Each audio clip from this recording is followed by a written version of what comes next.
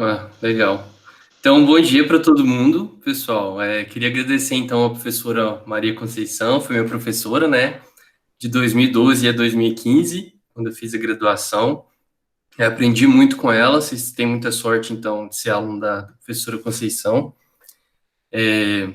Brenner conheci agora, né, recentemente, né, Brenner? Não tive a sorte de ser seu aluno, mas um professor muito bacana e a gente está conversando cada vez mais, né, sobre ensino, né, Brenner?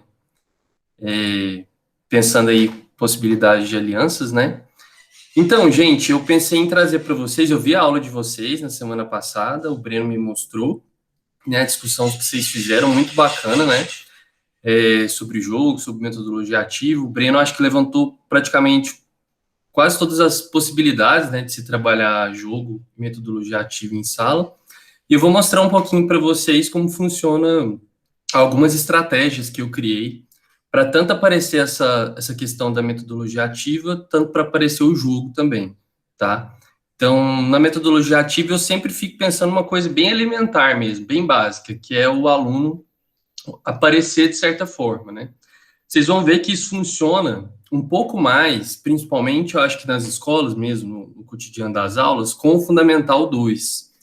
Porque, infelizmente, o médio, pelo menos aqui em Goiânia, do que eu conheço um pouco, ele ainda é muito focado no conteudismo, né? Então, essas metodologias ativas e os jogos, eles aparecem com menos frequência, tá? Sobretudo no privado, né? Que ele vai ficar ali muito preocupado com o Enem, né? Muito preocupado com o vestibular, e essas questões vão aparecer menos. Mas eu trabalho, por exemplo, também no primeiro ano, com algumas metodologias ativas que vou mostrar para vocês, principalmente com os aplicativos digitais, que eu vou mostrar pelo menos uns três aqui para vocês. Eu sei que o Kahoot é muito famoso, mas eu vou mostrar outros três para vocês que dá para usar bem tranquilo, de graça pela internet, você vai fazer o cadastro pelo Google e tal, e usar com os alunos, e geralmente dá muito certo, viu, gente? O funcionamento é bem bacana.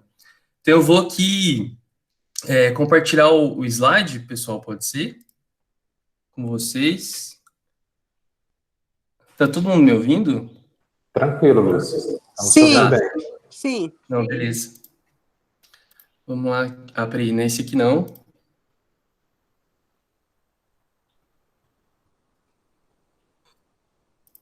Opa! Para a apresentação. O único que eu não uso é esse, acredita, Breno? Eu uso o Zoom, um que chama Ebex, esse aqui eu não uso nas escolas, deixa eu só. Só um minutinho.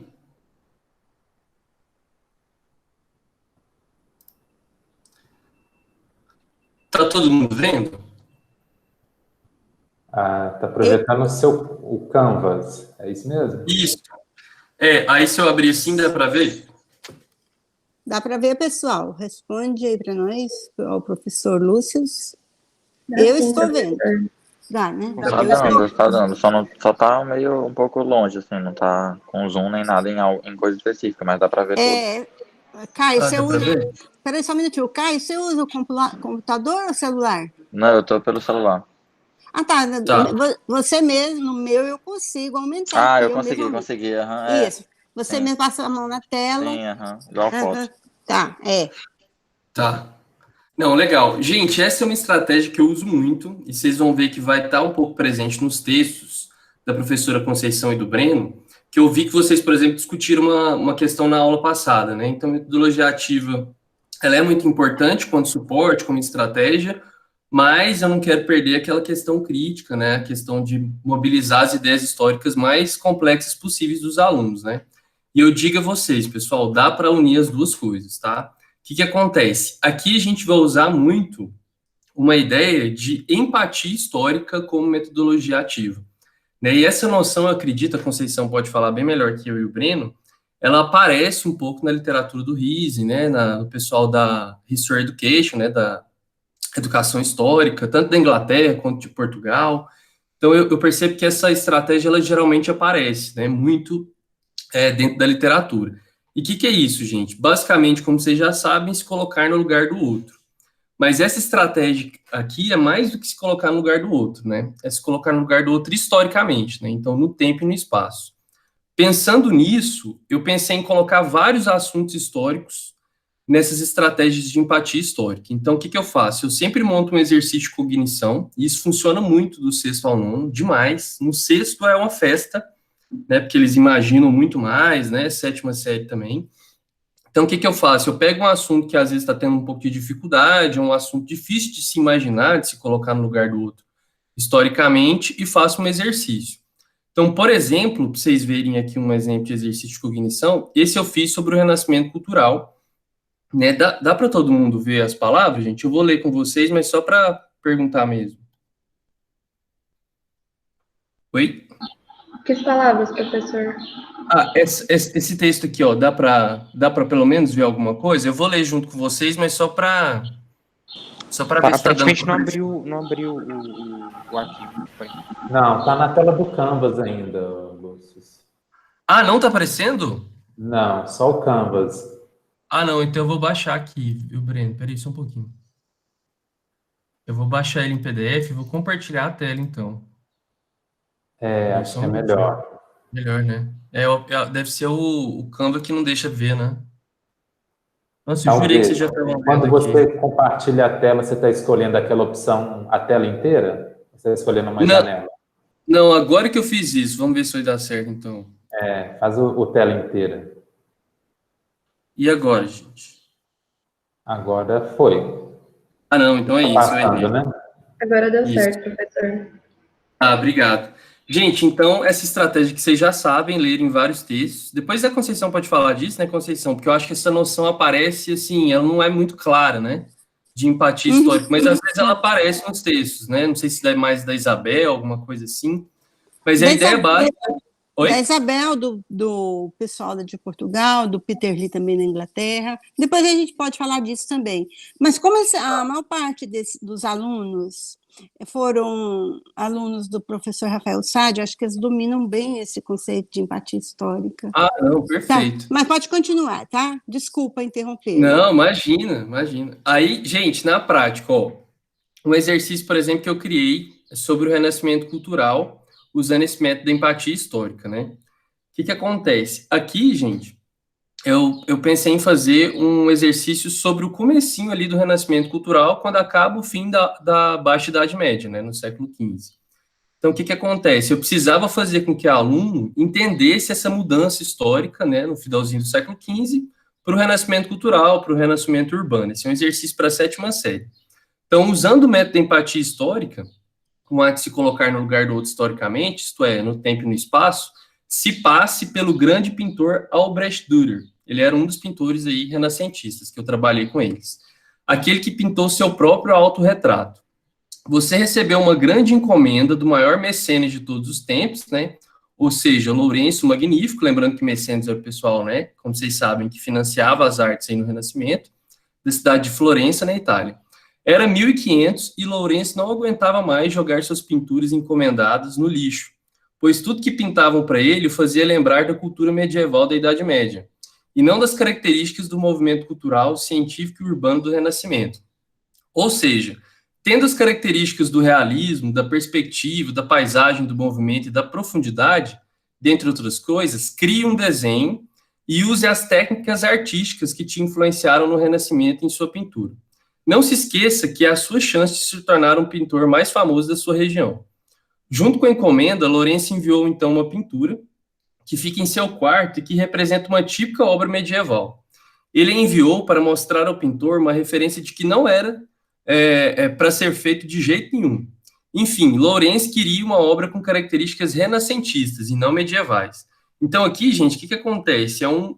O Lourenço está encomendando, né, para você que vai se transformar numa pintura ou no pintor renascentista, uma obra que seja renascentista. E ele deu, né, a vocês uma obra de referência para vocês não fazerem, né, que é a obra medieval, que ela não tem nada de realista, né, ela tem uma coisa um pouco mais abstrata, né, parece uma coisa mais elementar, um desenho mais simples, etc., né, geralmente com representações religiosas, nem sempre, mas com muita frequência.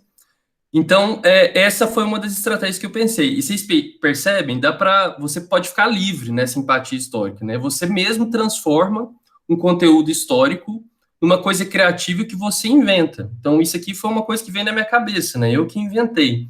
Então, eu inventei muita ficção.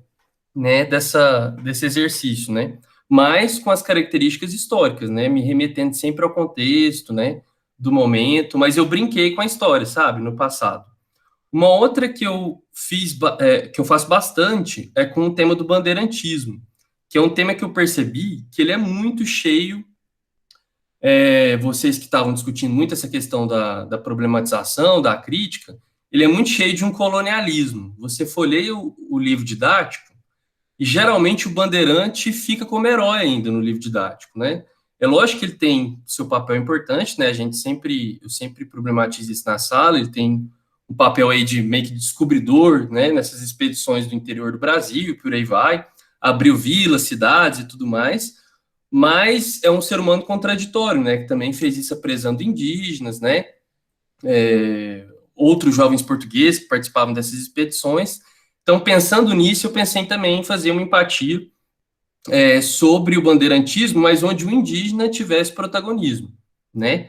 Então, essa aqui foi para o 6º ano, funcionou para caramba, tá?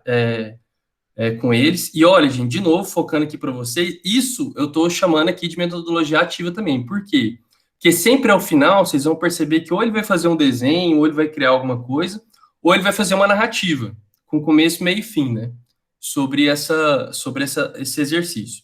Então, nessa aqui, no caso, é o seguinte: você é um indígena Carajá, que vive nas margens aí do rio Araguai, na cidade de Uruanã, em Goiás. Hoje pela manhã ocorreu algo que você não imaginava, né? Um tal de Bartolomeu Bueno da Silva chegou em sua aldeia e disse que, além de almoçar com sua família, queria que vocês o ajudassem a procurar ouro na região onde hoje é a cidade de Goiás.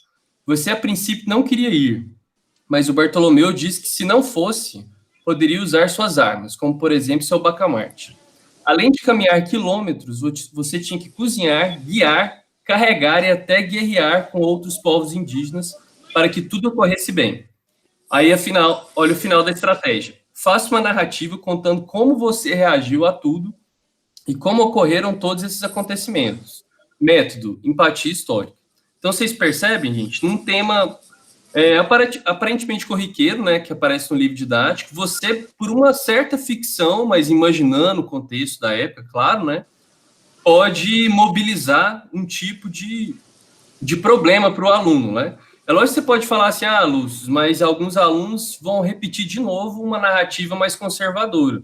Ok, mas o próprio exercício, você vê que ele mobiliza, né, ele tem uma intenção de deixar o Carajá mais evidente, né? Beleza?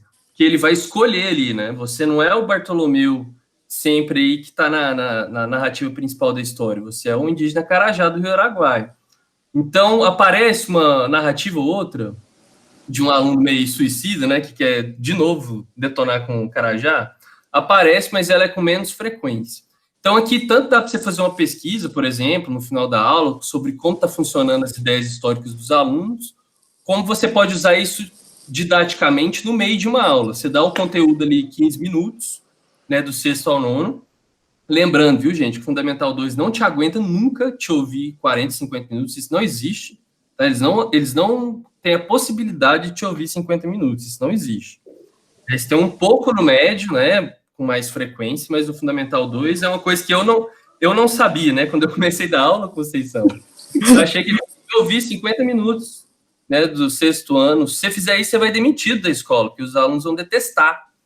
Eles não aguentam mais esse tipo de coisa. Então, no meio da aula, você sempre tem que fazer uma interatividade, nem que para isso, como é que se diz? Você não precisa usar só tecnologia, né? Você pode usar uma criatividade.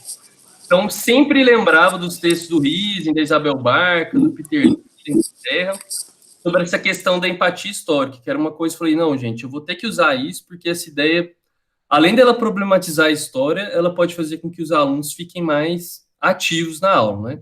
Então, mostrei aqui para vocês 2 exemplos, então, né, um com desenho, né, que ele tem que criar, e outro com uma narrativa, 2 formas dos alunos se tornarem mais ativos na aula, né, usando essa estratégia da metodologia ativa aliada à empatia histórica, né? Então, o que é isso?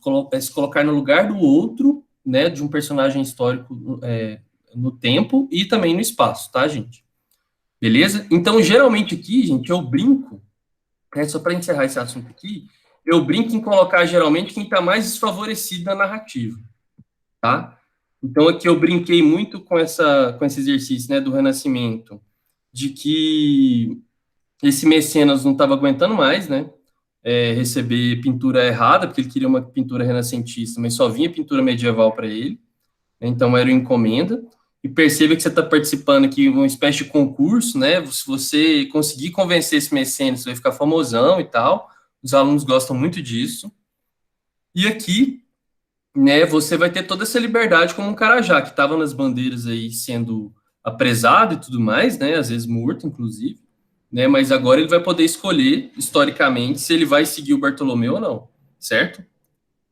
Gente, minha segunda proposta aqui é um pouco mais ousada e eu não fiz sozinho, tá? Eu vou revelar para vocês algumas coisas sobre essa estratégia aqui. Esse é um jogo de tabuleiro que eu criei para um concurso que eu fiz numa escola privada aqui, que chama Interamérica, e eu pensei em criar um jogo sobre...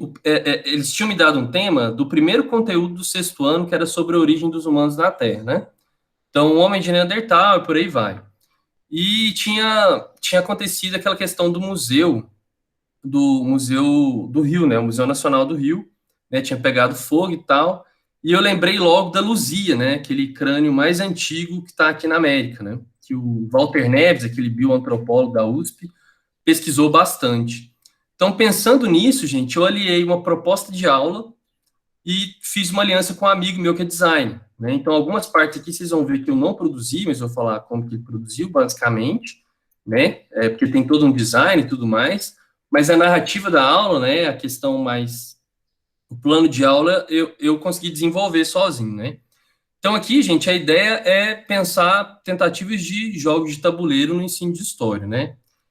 Esse jogo é sobre o primeiro tema, né? Então, do 6º ano, que é a origem dos humanos na Terra.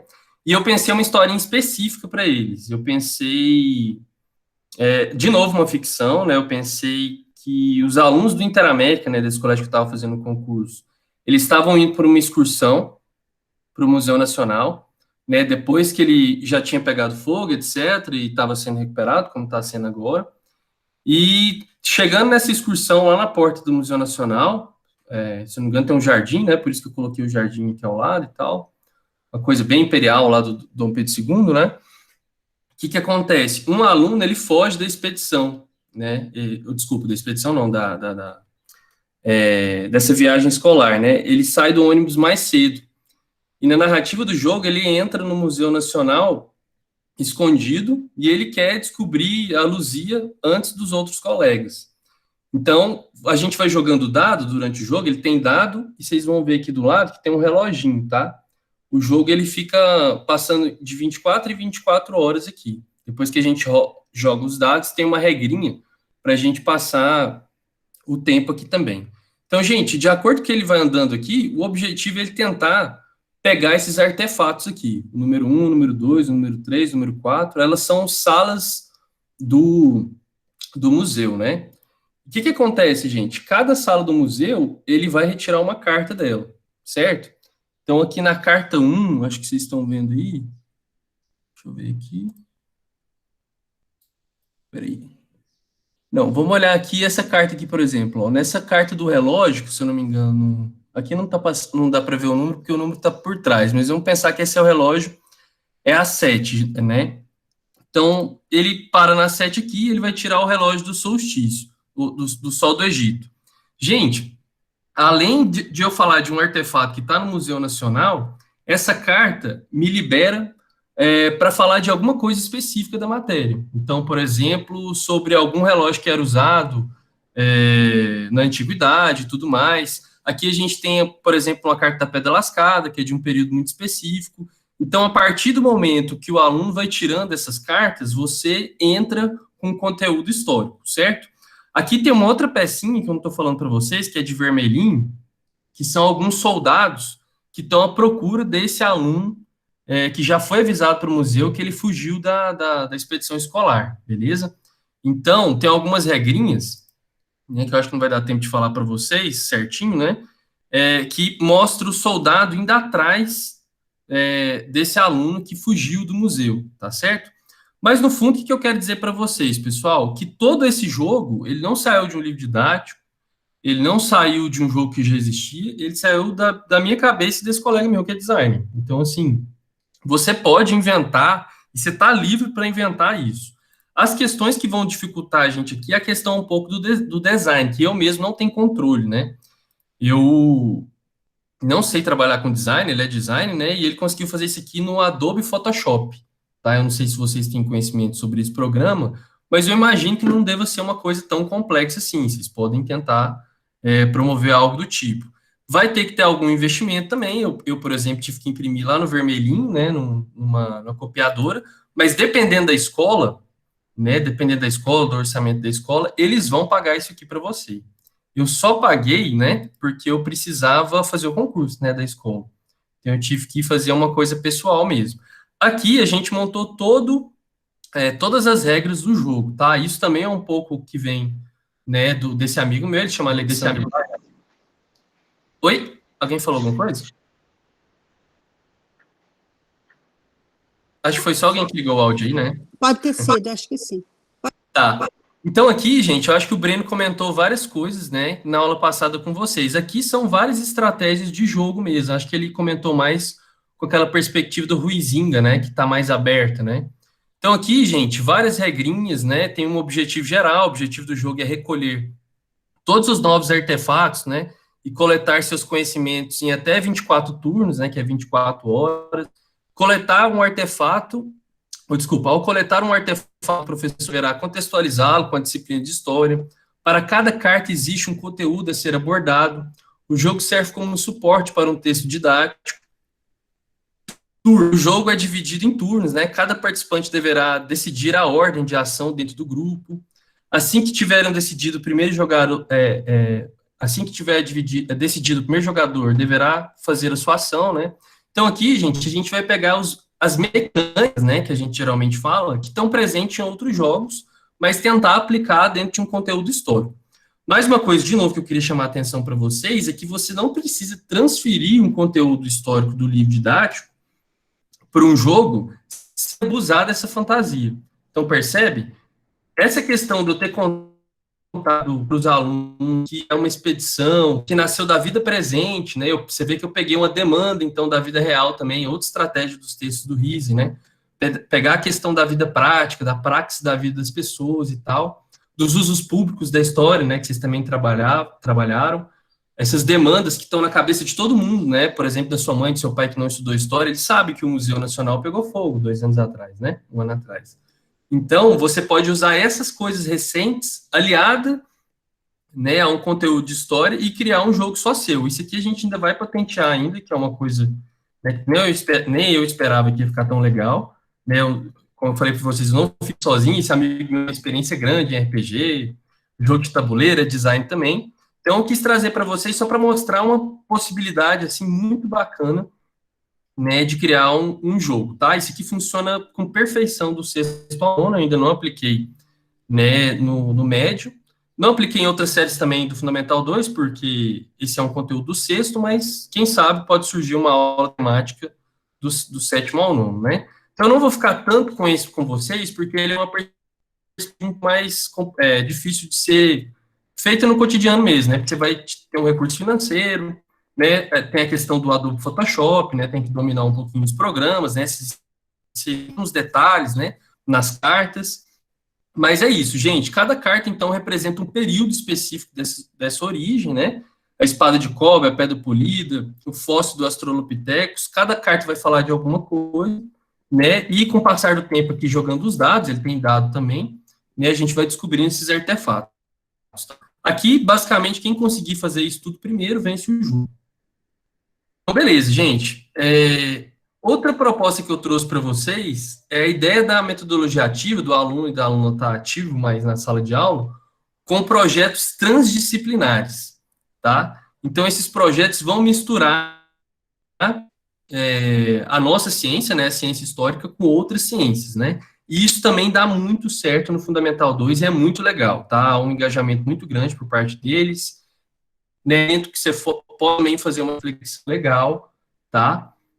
Então, o que acontece? Trouxe dois aqui de exemplos para vocês, que eu elaborei esses dias, que um foi entre história e arte, e o outro foi entre história e português, tá? Deixa eu só mostrar para vocês, então. Então, gente, esse aqui de história e arte, o objetivo geral do projeto foi refletir como ocorria o racismo no Brasil no século XIX, através de análise de uma fotografia da época da escravidão, né? Além do mais, outro objetivo era com estética knife. Knife é uma estética que vocês devem saber, bem simples, knife em francês é ingênuo, né? Onde tinha, por exemplo, um artista que morreu aqui em Goiânia, né? Ele é de Portugal, mas viveu a vida inteira em Goiânia, que é o Antônio Poteiro, que trabalhava muito com essa técnica. Então, eles tinham que fazer também um desenho de estética knife, transformando essas desigualdades da fotografia em um desenho com igualdade entre as diferentes culturas. Então, gente, basicamente eu estava trabalhando com eles aqui o continente africano, no 7º ano, esse que é um projeto para a 7ª série, né, tentando trabalhar os reinos antigos, Benin, Mali, por aí vai, e o livro, no finalzinho da matéria, ele se remetia ao Brasil, né, na escravidão aqui do século XVI ao século XIX. E o meu professor de arte, meu amigo, estava trabalhando com essa estética knife aí, do Antônio Poteiro, né, então eu pensei, vou tentar unir as duas coisas, por quê? Principalmente nesses temas mais críticos, né, e que o Brasil tem problemas com ele, né, por exemplo, a gente tem um racismo aqui, todos nós sabemos, muito pesado e velado, inclusive, né, uma das estratégias é você tentar misturar com algo mais leve, né, então você pode trabalhar esses assuntos até numa rede particular grande, sem problema nenhum, mas é claro, é estratégico que você, né, faça uma estratégia com outra coisa, mais leve, né, tente jogar o lúdico junto, que você vai conseguir, da mesma forma, atingir seus objetivos de trabalhar uma matéria de maneira muito crítica. Então, gente, eu defini para eles, né, a fonte 1, que é essa fotografia que tem senhor de escravos e escravizados atrás. A gente trabalhou várias desigualdades nela, eles estão descalços aqui, não dá para ver na foto, mas eles estão descalços, a roupa é inferior ao senhor de escravos, né, eles não têm terno e gravata. Provavelmente aqui essa roupa foi a mão do senhor de escravos, que eles nem usavam esse tipo de roupa aqui também, praticamente foi para tirar na foto, né? E vocês podem ver a expressão, né? Eu trabalhei muito com os alunos, a expressão dos escravizados, né? Tristes, raiva, etc, né? E o senhor de escravos também está numa posição na frente, né? Então, hierárquica na frente também. Gente, essa fonte eu tirei do livro da Lili Schwartz, né? Sobre nem preto nem branco, alguma coisa assim o nome do livro, tá? É uma história do racismo no Brasil. E aqui, gente, uma aqui do Rio de Janeiro, que também remete a uma situação de desigualdade, né? Então, as velas aqui, o morro, Jesus aqui em cima, etc. Mas trabalhando o outro suporte, né? Aquela ideia da estética knife. Então, eles tinham que transformar, então, colocando a mão na massa aqui, né? Aí vem a metodologia ativa. Então, não só a gente vai pensar aqui a metodologia ativa, então, como sempre com uma interação tecnológica, né? Mas também, né, com outras estratégias para esse aluno e essa aluna ficar ativo. Então, no colocando mão na massa, ele tem que analisar a fonte 1, a fonte 2 e criar um novo desenho usando a estética knife de uma situação de igualdade. Então, nesse novo desenho, ninguém pode estar descalço, porque isso significa ser escravo, né? Ninguém, vocês sabem, os escravizados não podiam usar sapatos, né? Tanto é que quando eles são libertados no final do século XIX, a primeira coisa que fizeram foi comprar sapatos, né? E mesmo assim tinha que andar tiracolo, o sapato, que não aguentava ficar calçado por causa das bolhas nos pés, etc. Então tem histórias muito tristes, né, que aparecem nas fontes, né? A Conceição já até mostrou para a gente muita fonte bacana aqui de Goiás, onde aparecem os escravizados em Goiás, né? Aqui está muito ali no arquivo ali da PUC, né? No setor universitário. Então dá para ver essas narrativas aqui, né? Dos escravizados, essa questão racial também, né, de dizer qual o tamanho do escravo, o peso, a característica física e tal, né, essa coisa bem eugenista e racista da época, né. E o que acontece, pessoal? Então, aqui eu consegui trabalhar duas fontes, né, com duas matérias diferentes e conseguindo fazer a metodologia ativa. Pessoal, isso aqui, no meio de uma aula ou num projeto de médio prazo com os alunos com a sua matéria, é perfeito, né, a contemplação é 100%, né, tanto para os alunos quanto para a equipe pedagógica, né, é uma estratégia também de você unir matérias, né, na sua escola que você trabalha, então isso é muito legal. Outra estratégia que eu tive foi trabalhar a questão indígena, né, com eles, né, que também aparece muito no 7º ano, no currículo do 7º ano. E eu diria para vocês que é um dos maiores problemas do livro didático, apesar como é que diz, ter aparecido cada vez mais, né, assim, história indígena na BNCC e por aí vai, o indígena ainda aparece de maneira muito mal feita, tá?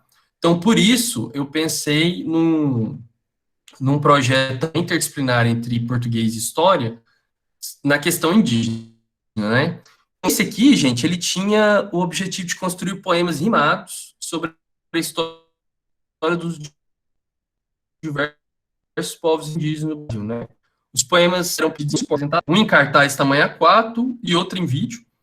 E a intenção é assim, trabalhar as competências de 2 ciências, né? Como eu falei para vocês, a língua portuguesa e a história. Na língua portuguesa, o objetivo era trabalhar o gênero literário do poema, e na história, o objetivo é descobrir mais sobre a cultura e o cotidiano desses povos. Só que assim, a gente não deixava o aluno livre, ele tinha toda uma sequência do que ele tinha que fazer, ó. Primeiro, ele tinha que pesquisar sobre sociedades indígenas no Brasil, mas vocês vão ver aqui que eu vou deixar um site muito específico, muito bom do governo federal para isso. Né, escolha um povo específico de uma região para construir seu poema. Por exemplo, no nosso estado de Goiás possui os povos Avacanoeiro, Tapuis do Carretão e os Carajás de Oranã. Porém, vocês podem pesquisar qualquer povo que esteja em outros lugares do Brasil. Após a escolha do povo indígena, é preciso definir o tema histórico dos versos. Será sobre vestimento, organização social, religiosidade e tal? Após definir o tema, defina como serão estruturadas as estrofes. Ó, aí a parte do português muito forte, que eu trabalhei com a professora, né? Quantos versos? A ocorrência das rimas. Em quais versos? De maneira regular ou irregular? E a métrica do poema? Quantas sílabas poéticas tem em cada verso, né? E por aí vai, viu, gente? Ou seja, ele tinha que, né, se tornar muito ativo também. Aqui tem um site, ó, que eu coloquei, cadê o site, gente?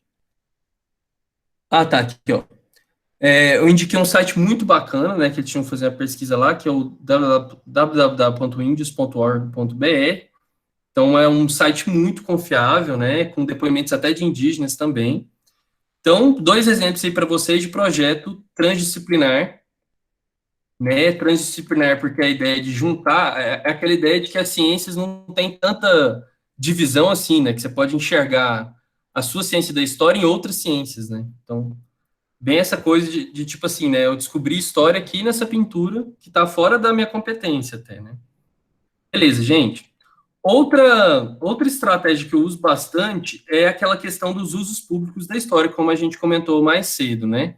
Que é a questão do uso público da história mobilizado na vida prática, né? Que é uma noção que o Riesing trabalha muito, né? Na praxis da vida cotidiana. Então, gente, o que é isso? É usar demandas, né? Que vocês já sabem da vida real, né? Desses alunos, principalmente observando essa questão da idade, viu, gente? É uma coisa que eu tinha muita dificuldade quando eu comecei no Fundamental 2, porque eu tenho a impressão que eu tenho um perfil um pouco maior para o médio, né? Mas eu sempre caí no Fundamental 2, né? Inclusive é mais fácil, né, entrar no mercado de trabalho no Fundamental 2, porque primeiro que tem mais aulas, né? Segundo que é um mercado um pouco menos concorrente, né? No médio é um pouco mais concorrente com o cursinho, que eles pagam muito e tal, então é muito concorrente. E eu sempre caí no Fundamental 2 e o aluno achava minha aula chatíssima, né? E eu fui aprendendo, né, com o tempo, estou aprendendo, claro, ainda, dou aula tem pouco tempo, uns dois anos e pouco, aprendendo como deixar isso mais tranquilo. E uma das estratégias que o Riesing comenta, todas essas literaturas que vocês estão lendo, seja da History Education ou da didática da história alemã, né, elas vão chamar atenção, é a questão de tanto pegar o uso público da história, né, quanto pegar a questão da vida prática desses alunos também, tá? Então, por exemplo, eu descobri no 7º ano esses dias que todos os meus alunos, mesmo esse filme sendo um pouco antigo, de 98, pouco não, é muito antigo, eles não são dessa geração, eles viram esse filme. Então, esse filme é do Curicu, né? Uma criancinha que mora em um país específico do continente africano e que ela tem toda uma lenda de nascimento e tudo mais, né? Então, uma estratégia que eu faço muito é mobilizar, então, esses usos públicos na sala com algumas demandas mesmo do cotidiano dos alunos, tá, gente? Então, Kirikou e a Feiticeira, né, trabalhei bastante com eles, foi uma sessão de cinema, e trabalhei muito Pocahontas também, tanto 1 quanto 2, na 7ª série, porque ele trata da colonização inglesa no cinema, tá? Então, gente, vocês podem falar assim, professor, mas, por exemplo, no caso da Pocahontas, que a gente pode fazer muitas críticas desse filme. Ela se entrega demais lá, quando ela se envolve com o John da Inglaterra e tudo mais, né? No final das contas, no Pocahontas 2, ela, né, se abre de novo, tentando conhecer outra cultura, né? E esse filme vai trabalhar muito isso, né? Vocês devem lembrar, tipo, a cultura ali inglesa que vai transformar ali os Estados Unidos da América, né? Que vão se unir contra eles, etc. E, por outro lado, uma indígena muito específica ali, que está na colônia de Virgínia Companhia, né? E o que acontece? Que é a Pocahontas. E o que acontece? No filme, dá para perceber que ela se abre muito mais do que os ingleses, né? A gente pode fazer essas críticas. Mas, gente, você não é estratégico excluir essa indústria cultural, esse uso público da história, porque você pode vir com o filme, mesmo que ele esteja com problemas históricos, você vai trabalhar isso durante a aula. Tá? E vocês já sabem, né? Só estou reforçando isso para chamar atenção para vocês, que vocês não vão jogar de fora, não vão jogar de jeito nenhum fora esses usos públicos, tá? Então podem ter certeza, os seus alunos do 6º ao 9º, se ele não viu, porque esse filme também é um pouco antigo, ele foi um clássico dos anos 90 da Disney, ele no mínimo já passou o olho na Netflix, entendeu? Mesmo não sendo um filme meus alunos, por exemplo, todos tinham visto. Eu não tinha visto 2, por exemplo, vou fazer 31 agora, né? E eles tinham visto os 2 e vários viram mais de 2, 3 vezes, né? Ou seja, eles têm contato real com isso, né? Então, gente, essa é outra, então, estratégia de metodologia ativa, né? Ficar ligado aonde? Nos núcleos da história e nessa prática da vida cotidiana dos alunos. Agora, gente, Breno, você não acha melhor a gente fazer abrir para os meninos um pouco? Eu acho que eu falei demais, aí depois eu falo dos aplicativos. Eu acho que eu estou falando muito aqui. Pode ser, né, Breno? Abrir um pouquinho as discussões? Abrir um pouco para as discussões? Eu acho que fica legal. Acho que a gente podia ver se os alunos têm comentários, perguntas para fazer para o Lúcio. Tá. Professor, Então, gente, eu achei legal essa questão que o Lúcio ponderou em relação a apresentar a fonte, né? Achei bacana que, às vezes, a gente acha que seria mais legal para o aluno ele sentar e pegar e decorar. A fonte é tal coisa. Mas quando você traz isso aplicado para um jogo, o seu aluno vai entender o que é fonte sem precisar, assim, necessariamente de entender o conceito. Ele entendeu o que é fonte, sabe como usar, sabe reconhecer, mas ele não viu que horas que ele aprendeu isso, entende? É como se fosse um conhecimento que você está passando para ele, de uma forma que ele nem está percebendo que é um conhecimento de fato. Porque eu acho que seria bem chato para o aluno você sentar e ei, deixa eu te falar, fonte, anota, e isso é muito chato para o aluno, mas quando ele vê que ele precisa de uma fonte para desvendar o joguinho, né, para achar a pista, então aquela fonte é essencial. Então dá para você fazer vários ganchos, né? Sem a fonte a gente não conseguiria, então, recriar isso, né? Então você consegue realmente mostrar para o aluno uma concepção muito maior, assim, né? E de uma forma leve. Acho que esse é o principal ponto, né? Muito bom. Qual que é o seu nome? Isabela. Isabela, incrível. Eu acho que é muito nessa direção mesmo, né? Uma coisa que eu já percebi que funciona bastante às vezes, uma coisa que a gente não gosta de fazer também como historiador, porque a gente tem uma coisa com a verdade, né? Uma coisa, talvez um resquício muito positivista, né? Não sei, o Breno e a professora pode falar melhor, a professora Conceição, que é ficar muito preocupado com a verdade, mas no caso do Fundamental 2, uma boa ficção de início ajuda muito. É uma coisa muito estranha falar isso na nossa profissão, né? Mas ajuda muito, é uma estratégia pedagógica, porque a partir desse momento, né, você consegue voltar para essa fonte. E, como você falou, né, de maneira mais lúdica, né, porque essa fonte não necessariamente está num documento velho do museu, né, ela pode estar num filme, por exemplo, aí da Pocahontas, entendeu? Com certeza. Em relação a esse filme da Pocahontas, no semestre passado, sem ser nesse último, né, gente? Quando a gente ainda tinha aula presencial, no estágio 2, eu apresentei um trabalho, não era bem um trabalho, era o tema da aula, né? Que a gente precisava fazer um trabalho e trabalhar isso em sala de aula. E o meu tema era os indígenas, né? E eu trabalhei exatamente esse filme da Pocahontas aí, sabe? Teve algumas releituras dele, e os alunos, nossa, é claro que a gente lembra, e eles interagiram, assim, muito mais trazendo essa ficção, né? É claro que eu lembro, aquele personagem, e eles, assim, tomavam partido da situação, né? Sentiam, assim, o que estava acontecendo. Então, foi muito mais fácil desconstruir as ideias, com eles tendo o filme, por exemplo, como referência, tendo, assim, já alguma coisa para analisar, do que chegar lá e vamos falar sobre os indígenas, né? É muito mais vago do que você trazer alguma coisa, né? Massa, perfeito, né? Claro. Professor, Maria Eduarda? eu tenho isso. O senhor pergunta ao professor Lúcio. Ele estava falando ali sobre as aulas que ele dava para o fundamental, né? Antes de que os alunos achavam a aula meio chata, não sei o quê, e aí você introduz tudo isso aí que você está falando para a gente. E eu trabalho também com alunos, né, nessa idade de lá, 11, 12. E aí eu queria saber, não sei se você já falou isso, professor, se já, desculpa, mas sobre o que você pôde observar nas suas aulas antes e depois de introduzir isso aí que você está falando, a resposta dos alunos e, né, se realmente eles participam mais, se eles gostam mais da aula, se eles se interessam mais pelo assunto, pela própria disciplina de história. Então, fiquei curiosa para saber, porque a gente já trabalhou bastante com filme, com o professor Rafael Sade, eu fiquei curiosa. Incrível. Maravilhoso também esse professor, foi meu professor também. Então, desculpa, seu nome, Marina? É Maria Eduarda.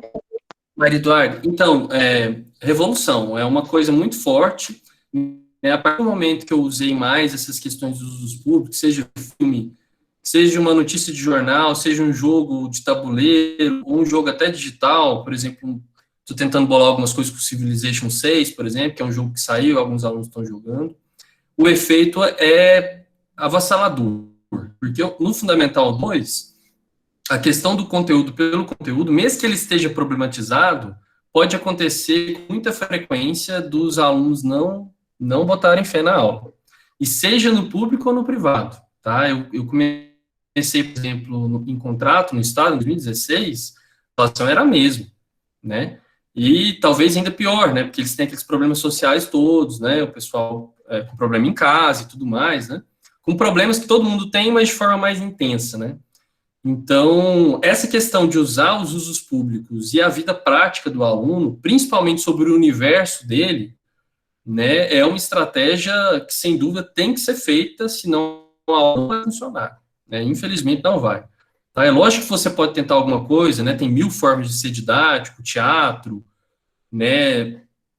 Cosplay, por exemplo, que é uma coisa que o pessoal está usando muito, acho que o Breno falou sobre isso, né? Se fantasiar, por exemplo, dos personagens históricos, tem essas estratégias também, mas, assim, no caso do Fundamental 2, sobretudo o sexto e o sétimo, né, que são séries do iniciozinho ali, que o nono já está pensando já um pouco já no médio, né, mas, sobretudo no sexto e no sétimo, é importante, de maneira muito intensa, que você entre no universo deles, senão, de fato, não vai fazer sentido a história para eles. Não é nem só que tá chato, mas é porque fica deslocado, né, um conteúdo que sai só do livro didático, né, então, respondendo você, a questão é revolucionária, né, eu já saí muito triste de sala de aula, do sexto ano, de ter estudado pra caramba um plano de aula, e ter saído de lá frustrado, porque, sei lá, 2 alunos, né, olharam para a aula, sentiram alguma coisa, né, e geralmente não tinham entendido também, né, que é outra coisa que com o passar do tempo eu fui aprendendo bastante, que é tornar um pouco mais didático mesmo, né? Deixar aquele feijão com arroz primeiro, né, no prato, para depois colocar o tempero, né? Ainda mais a gente tem uma formação muito boa aí na faculdade de História, né? Pensamos muito aí todos os problemas e tudo mais. Eu acho que é muito importante deixar esse básico no prato, mas principalmente essa coisa aí de trazer sempre os usos públicos e a vida prática do aluno, tá? Isso tem que ser colocado de maneira muito intensa. Eu acho que isso está bem forte nos textos, né, da literatura, né, gente, da história, da educação histórica e do Riesen, né? Eu lembro que a tradução da vida prática era vida prática mesmo, né, professora? Sim, vida prática mesmo. Né? Pode falar. Obrigada, professor. Obrigada pela resposta. Imagina. Lúcia, na vida prática mesmo, né? E usos públicos, vê essa questão da vida prática no cotidiano da sala de aula, né? E o que você está fazendo, o trabalho aí que eu percebi, não sei se mais alguém gostaria de falar, ou se eu posso falar, eu gosto mais de deixar os alunos falarem, porque só nós, professores, ficarmos aí falando. Mais alguém, gente? E a gente vai jogar hoje, viu, gente? Online aqui, viu? Então não vou falar, não. Não, mas pode falar, professor, só para deixar avisado eles. Tá. O bacana é que eu vi no seu trabalho aí, que eu estou percebendo, é que a professora Isabel Barca, ela tem um texto, ela coloca 3 modelos de aula. E um dos modelos que ela fala, e esse texto foi publicado em 2004, que não se leva para a sala de aula, é o modelo conferência. O modelo conferência, para a educação básica e para o ensino médio e até para o ensino superior, ele já não funciona mais, porque o aluno não vai ficar ouvindo uma conferência lá sentadinho, bonitinho, refletindo do que ele ouve, 1 hora lá sentado. Então, o texto, a aula oficina da professora Isabel Barca, e depois nós fizemos um texto, né, Breno, que vai ser publicado agora lá em Portugal, sobre a aula, da aula digital como aula oficina. Então, muito bacana, viu, Lúcio? Terminei minha fala. Imagina, muito legal. Eu gostaria de falar um pouquinho também, Lúcio, antes de retornar a palavra para você. Primeiro, eu quero te parabenizar pelo seu brilhante trabalho. Realmente é muito interessante todo o material que você apresentou para a gente. Eu imagino que os nossos estudantes de estágio tenham ficado encorajados, né? Assim, para perceber como existem possibilidades de atuação na educação básica. A gente, claro, em algum momento recorre a essa aula expositiva, essa aula conferência, mas existem hoje muitos recursos que podemos usar de maneira crítica, né, Lúcio? A gente pode, sim, trazer a tecnologia, as metodologias ativas e os jogos sem perder toda a formação crítica, né, que a gente tem na nossa formação. Eu destacaria alguns pontos assim mais específicos da sua fala, que eu acho que trazem elementos importantes, né, para a gente fixar o que são essas metodologias ativas. Então, eu destacaria alguns pontos, né? Primeiro, acho que a gente percebe que você procura usar uma linguagem imersiva, né? É uma característica das metodologias ativas, né? Em vez de dizer assim, no século XVI, durante o Renascimento, havia os mecenas. Você não usa essa linguagem indireta, né? Você usa, que é uma característica das metodologias ativas, uma linguagem imersiva. Você é um pintor que vive no século XVI, você recebeu um mecenas, ou seja, é uma estratégia linguística, né, para favorecer a imersão mesmo, né, para que o estudante se sinta naquela época. E ao se sentir, ele consegue ser ativo, né?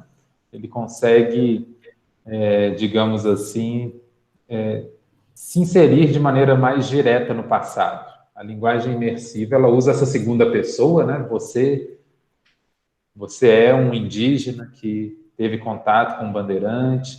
Então, é uma tentativa de inserir diretamente o aluno no passado.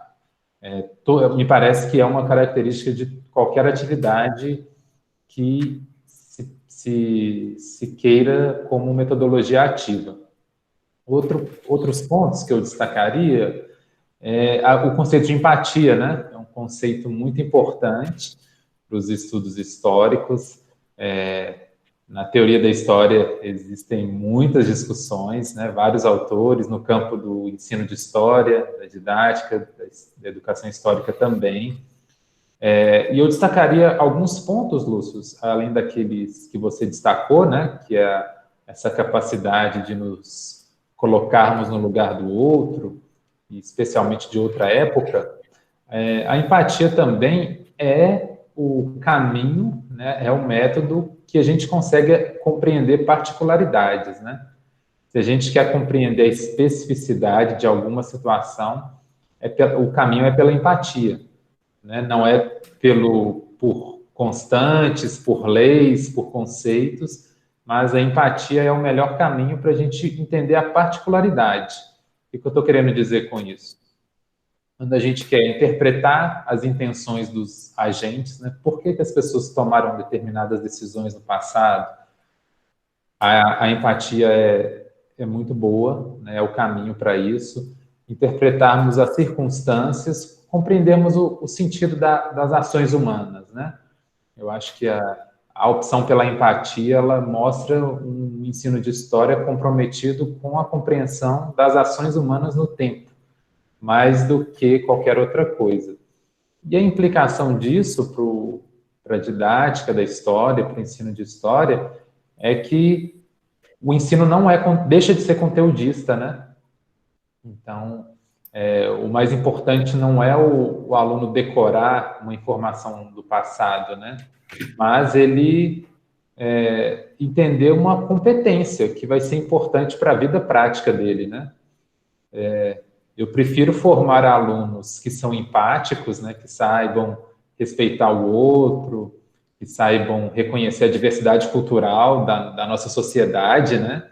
Que saibam valorizar o patrimônio histórico das diversas culturas que nos constituem, do que alguém que saiba, né, uma multidão de conceitos, né, uma multidão de datas históricas.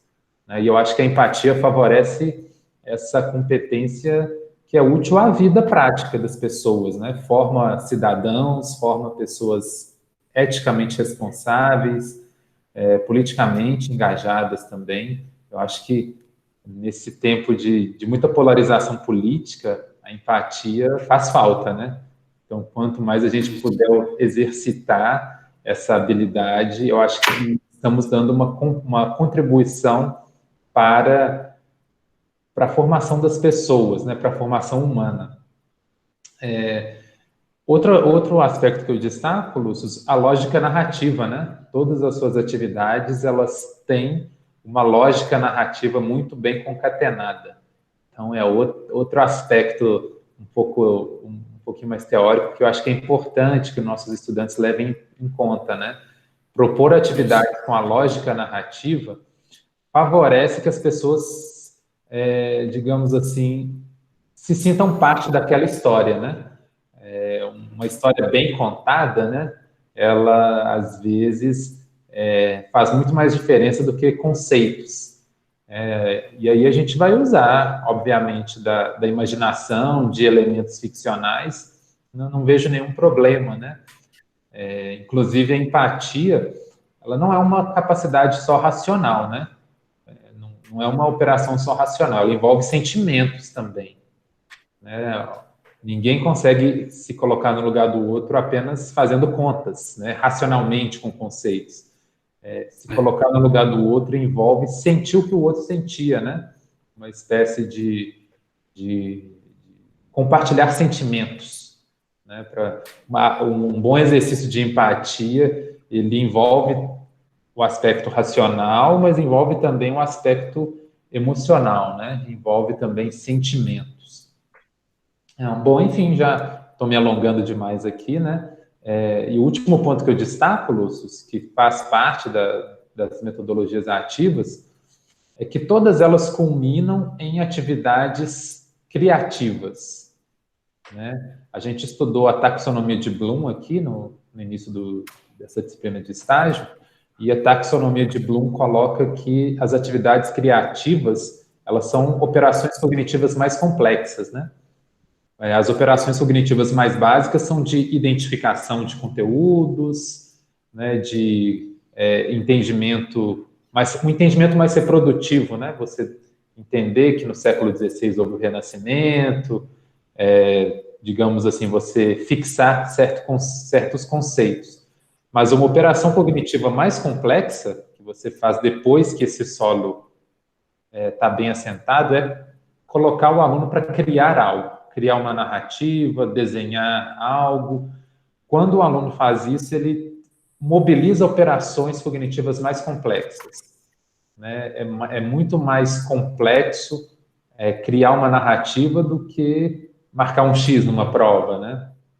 Então, é importante ter isso em mente, né? Que existem níveis de complexificação nas operações cognitivas e que as metodologias ativas, elas favorecem esse tipo de operação cognitiva mais complexa, né? Que é a criação de algo, né? A produção de algo.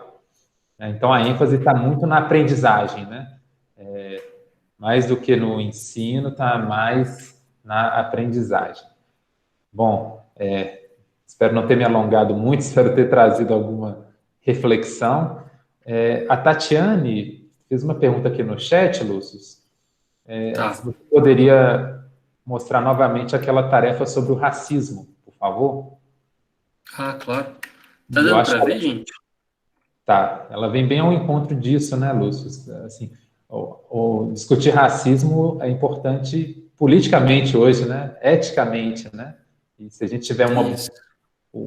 tiver desenvolvido a empatia, a gente, de alguma maneira, combate o racismo, né? Isso. Então, com muito medo desse público, claro, né, que está vinculado a esse clima que a gente está, né, de negacionismo, né, que eu saiba aqui em Goiás, em cada 5 pessoas, 3 votaram no Bolsonaro mesmo, né, declaradamente. E eu falei, não, eu tenho que fazer um projeto sobre esse tema, mas eu não posso deixar ele no sentido assim, de eu só evidenciar uma fonte específica sobre a escravidão, sabe? Que eu acho que podia soar para esse público, né, como algo, sei lá, real, algo nesse sentido.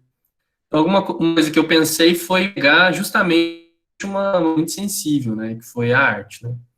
E pediu que esse professor estava trabalhando com um pintor que eu admiro muito, que é o Antônio Poteiro, né, que nasceu em Portugal, no Minho, né, em Portugal, em 1925, mas ele veio para Goiânia, morou aqui até a sua morte. E uma coisa que era legal que eu tinha pensado é que é um desenho que todo mundo consegue fazer, porque ele trabalha com uma estética bem elementar, né, bem simples. Então, o que acontece? Eu pensei, a estratégia foi um pouco diferente, porque ele não ia pensar a criação dele de criar não seria só perceber a desigualdade. É uma coisa até meio irônica o resultado, né? Ele tem que transformar a desigualdade em igualdade, né? Que é até uma certa ironia, né, que eu não avisei para os alunos e tal, né, de maneira muito clara, mas eu imagino que eles possam até ter refletido, né, porque o que acontece? Ele vai até essa fonte aqui do século XIX, um pouco antes da abolição da escravatura, né, e a gente trabalhou aqui que ele identificava várias desigualdades aqui, né, as vestimentas deles estão inferiores ao senhor de escravo, provavelmente aqui a Lilia Schwartz faz essa análise, eles colocaram essa roupa também nos escravizados, que nem essas roupas eles tinham, né? As expressões estão bem diferentes, tanto do senhor de escravo quanto deles, eles estão tristes, né? Ou com raiva, né? Esse aqui está muito com raiva, esse aqui de cá. Eles estão descalços, essa foto aqui não vai dar para ver por causa do tamanho, mas na imagem, está na internet, no Google, vocês podem ver. Isso aqui, eles mostram os escravizados descalços e o senhor de escravos com sapato. Ou seja, nesses pouquíssimos detalhes, dá para perceber algumas desigualdades para além, lógico, do trabalho compulsório, né, das torturas cotidianas que eles sofriam, que é claro que eu também chamei atenção para isso. Mas nesses detalhes da fotografia já dá para perceber várias cenas de desigualdade né, que acontecia no século XIX.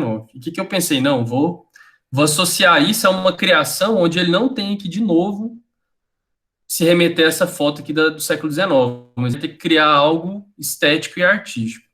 Então eu pensei, não, ele vai criar um novo desenho, só que tem que usar essa estética aqui, Knife, né, essa estética popular, Knife, simples, que o Antônio Poteiro criou, né, e eu pensei em duas coisas. Primeiro, que de quebra ele já conhece o Antônio Poteiro, né, que é uma referência genial aqui do estado de Goiás, é um pintor goiano, né, que às vezes é pouco conhecido, né, e é um gênio, e eu ganho ainda essa reflexão aqui da desigualdade, né, no século XIX.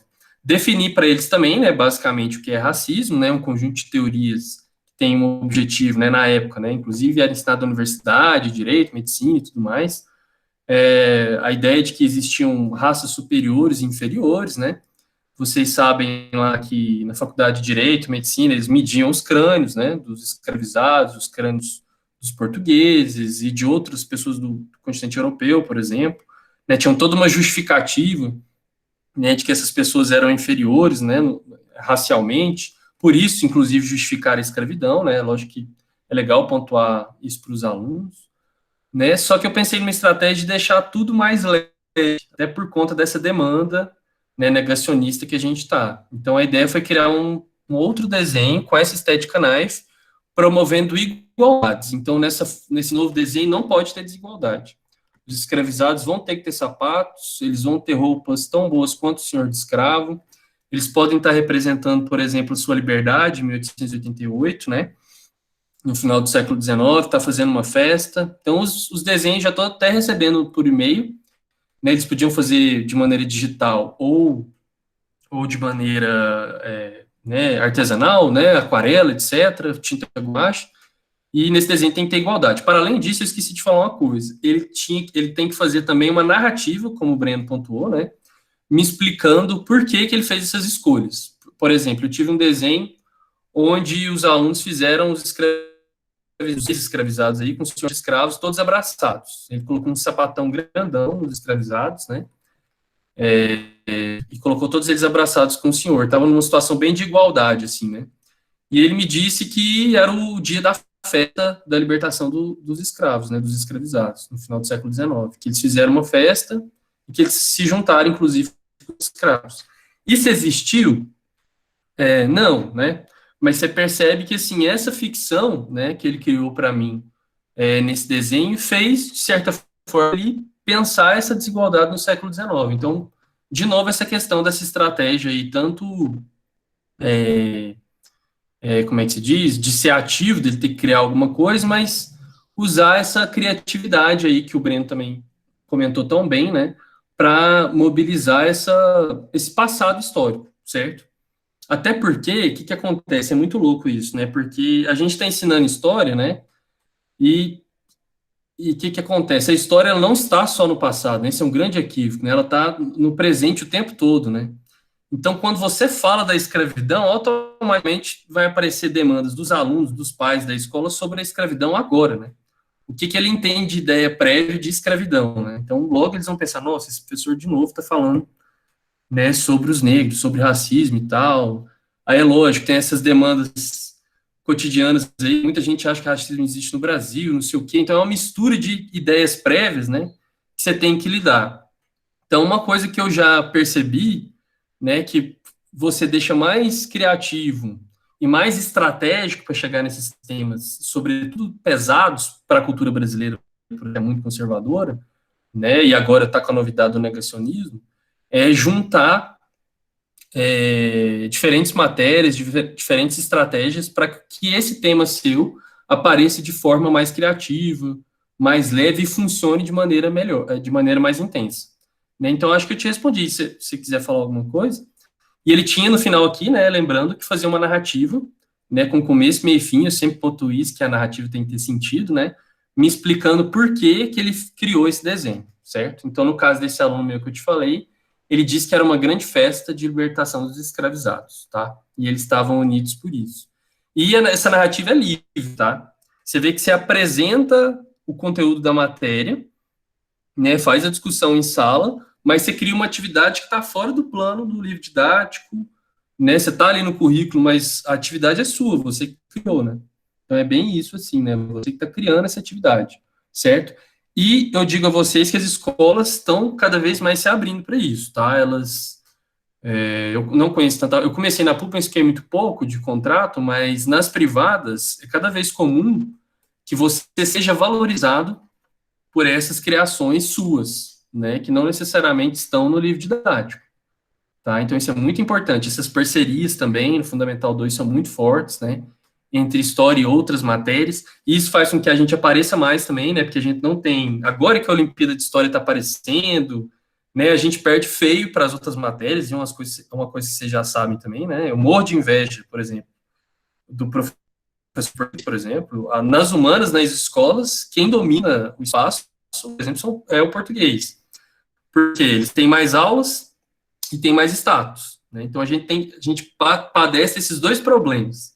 Tem mais, né, inclusive, mas um deles é a questão de ter pouca aula, tanto no 2 quanto no MED, tem mais no 2, né? E a gente não tem status, entendeu? Então você tem que toda hora tentar criar um projeto, né, ver se trabalho com a Olimpíada de História, que agora tá muito legal, né, que vem lá da Unicamp. As escolas também estão se abrindo para isso, tá? Até no médio, no ensino médio também, as Olimpíadas de História, eu recomendo que se trabalhe também. Eu ainda não trabalhei, porque eu não tive a oportunidade ainda, mas quero trabalhar. Até porque eu trabalho com séries bem do comecinho, né? Eu trabalho só com a 7ª série. Então não deu ainda. Mas acho que eu respondi. Fala aí, se você quiser falar alguma coisa ainda sobre isso. Não, professora, eu compreendi, sim. Obrigada, viu? Ah, imagina. Tem alguns elogios aqui no chat para você, viu, Lúcio? Oh, que legal! O Caio elogiando a sua atividade sobre o racismo. Oh, legal demais, bacana, gente. Pois agora, né? Dá para juntar tudo, hein, gente? Esse é o legal, juntar as leituras que a gente faz, esses textos incríveis aí, né, que eu acho que estão bem avançados na área de ensino, né, tanto essa didática de história alemã, e a History Education da Inglaterra e de Portugal, né, que eu aprendi muito com a professora Conceição, o pessoal da UFPR, né, que tem muito texto legal também, né, do Paraná. Vocês continuam trabalhando, claro, né, professora, com os textos lá do pessoal do Sul, né? Sim, nessa turma ainda não trabalhamos, mas acredito que vamos trabalhar, porque essa turma agora é estágio 3, os alunos trabalharam com o professor Afansade e com a Natália, mas vamos trabalhar agora no 3, questão da educação, da didática da história e educação histórica, vamos interagir com as mídias digitais, que o professor Breno domina aí bastante, né? E também eu não vejo a perspectiva de ensino de história, da educação histórica, distante dessa discussão atual do trabalho com as mídias digitais, com a perspectiva de se pensar a fonte no ensino de história como um trabalho em sala de aula com fontes digitais. E, assim, eu acho que o trabalho seu é um trabalho, para mim, muito bacana, muito importante, e eu acho que é um trabalho pioneiro, Lúcio, no ensino de história para a educação básica nos anos finais do ensino fundamental e ensino médio. Eu espero que esse trabalho seja um trabalho de referência aqui no ensino, de como trabalhar, de metodologias para ensinar história para jovens adolescentes. Então, a gente precisa muito sair dessa perspectiva de uma história conteudista, de uma história muito tradicionalista no modelo quadripartite, para essa perspectiva inovadora. E eu acho que o trabalho que você nos apresenta aqui vai nesse caminho, de uma perspectiva inovadora, de fazer com que a história seja pensada, seja ensinada na escola como ciência. Mesmo que essa ciência ela é vista por alguns como um pouco desvalorizada, nós, como professores que trabalhamos com essa ciência, professores pesquisadores, porque você é um professor pesquisador, nós temos, assim, a possibilidade de avançar e mostrar, a partir desses trabalhos, dessas metodologias inovadoras, o que a ciência história faz.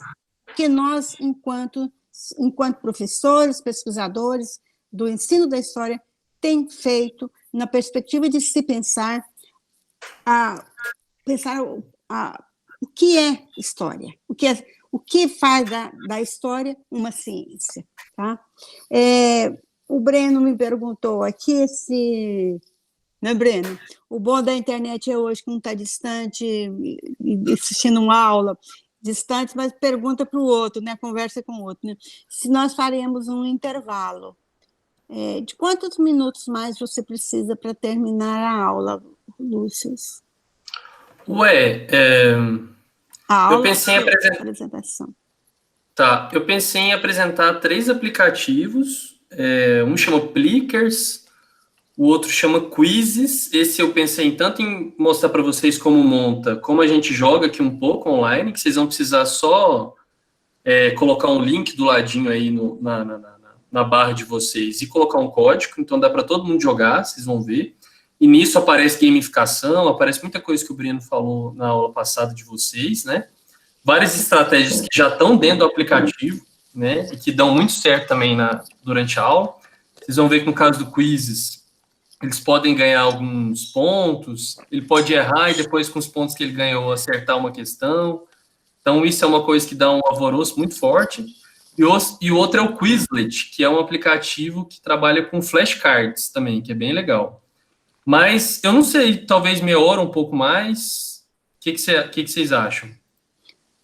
Pode falar, Breno.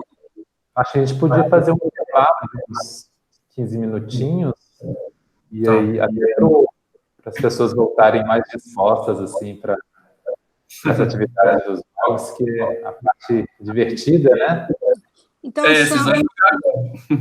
Então são 9h28, nós voltaríamos 9h45?